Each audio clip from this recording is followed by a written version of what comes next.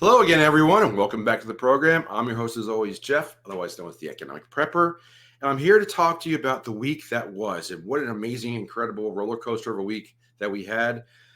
I was going to talk about Bitcoin, I was going to talk about gold, and I may talk about both, but Jerome Powell gave me my lead in this week talking about the Federal Reserve with the meeting that just happened yesterday.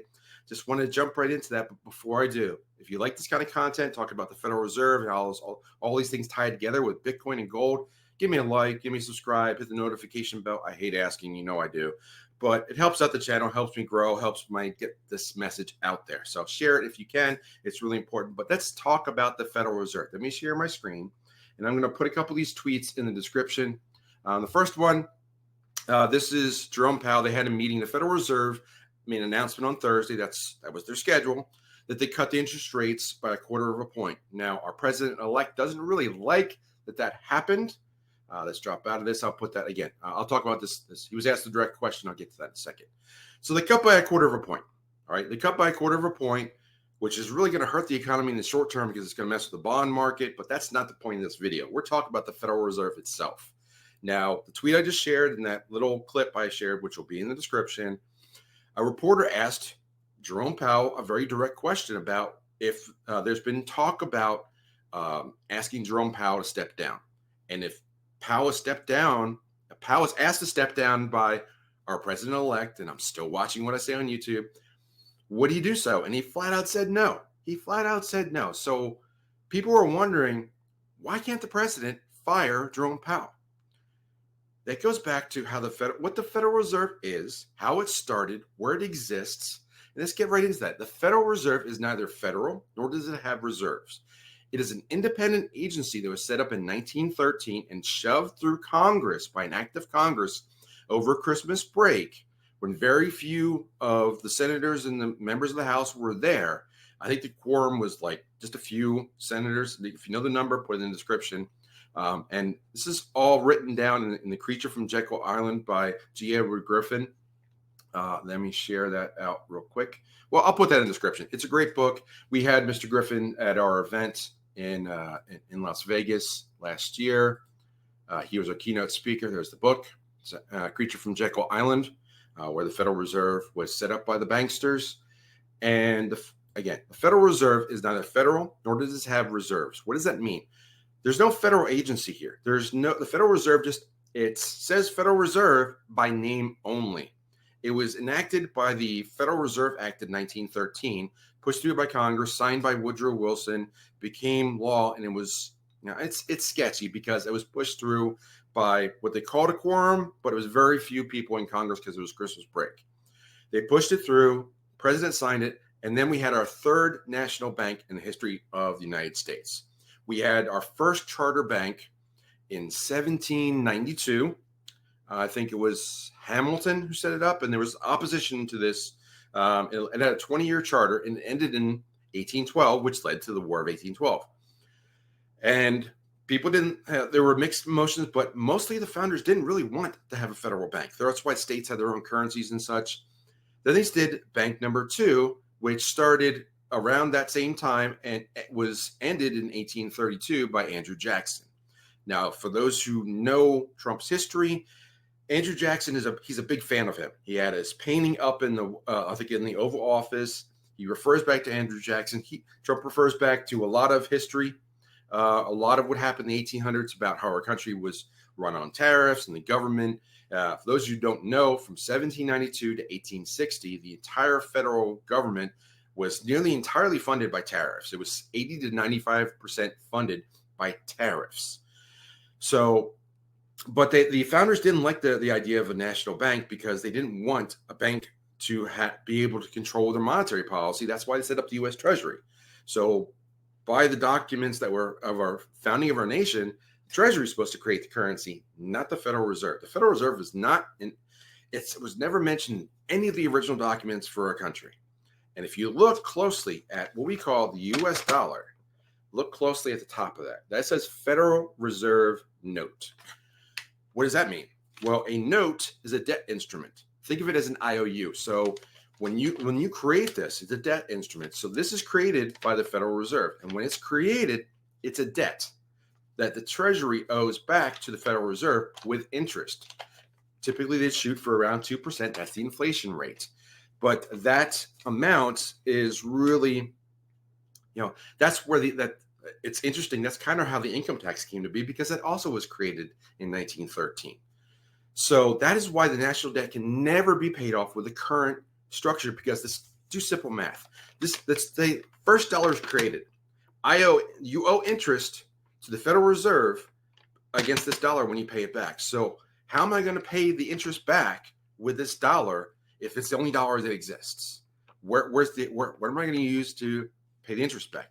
Well, let's create another dollar. Okay, let me reach in my drawer, grab another dollar. Now I got, hey, there's $2. Okay, so now I can pay you back some interest, but where's the interest on the second dollar? Okay, now I got to create another dollar. So now we've got 3, and so on until we wind up with $35 trillion. Okay, so we created, or the Federal Reserve was created in 1913. That was our third national bank. And because of the way that they structured it, it didn't have a 20-year charter. It was signed into law by Congress and has existed from 1913 until now. That's 111 years. And that's why the debt has ratcheted up over and over and over again. So back in 2019, when President 45 was still in charge, he moved the Federal Reserve under the Treasury.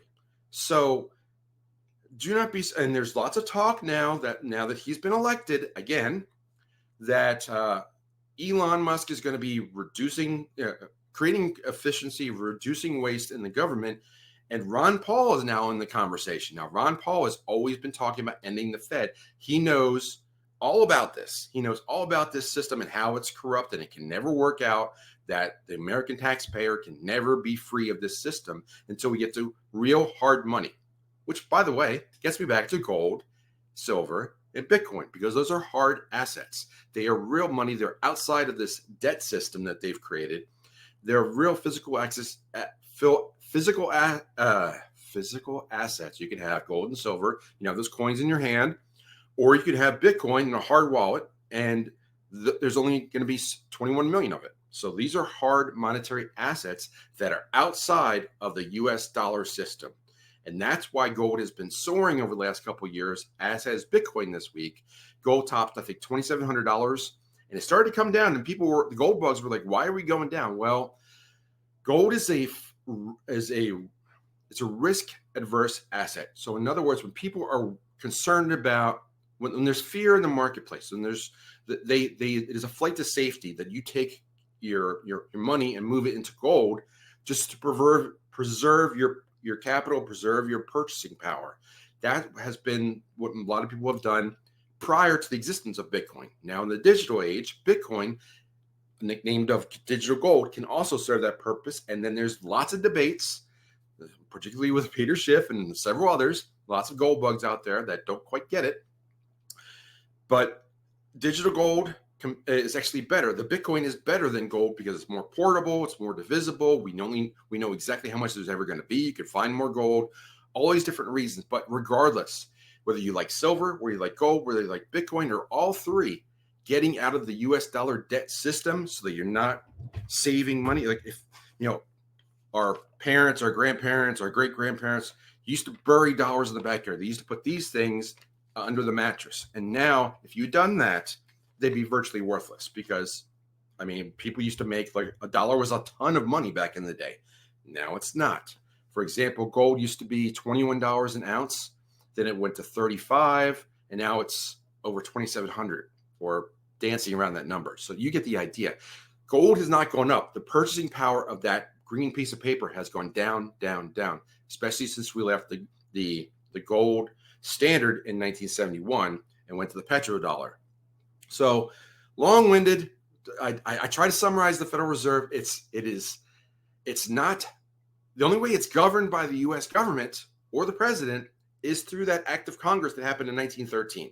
So what has to happen is that Congress has to vote to end the Federal Reserve and remove it, and have the Treasury take care of things. Now, again, 45, now 47, maybe there's some continuity in between. I'll get to that in a moment. For those of you sticking with me, I'll get to something interesting at the very end. So hang with me for a second. Now that we've gotten to this point, what President 45, in 2019, he actually put the Federal Reserve under the Treasury. So now there is some more structure, some more power, some more influence that he can wield. Plus, people are talking about it. People are starting to say, like, they're questioning everything. They're questioning the votes. They're questioning votes in Arizona, for crying out loud. Why can't you count faster? But let me just share this final part right here. Now, for those of you who don't know, there are a number of people that follow the numbers that Trump alludes to. Okay.